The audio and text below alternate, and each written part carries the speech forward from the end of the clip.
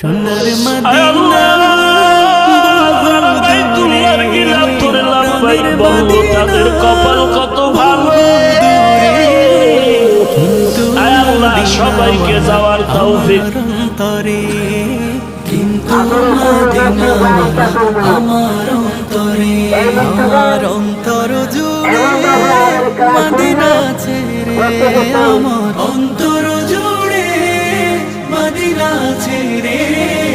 Medina Medina বলে জিকির করে রে, সেই মদিনায় কবে যাব মন মানে না রে।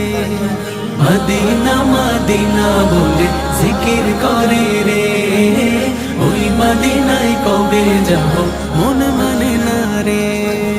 যে গিয়েছে একবার সোনার মদিনা, তার মনে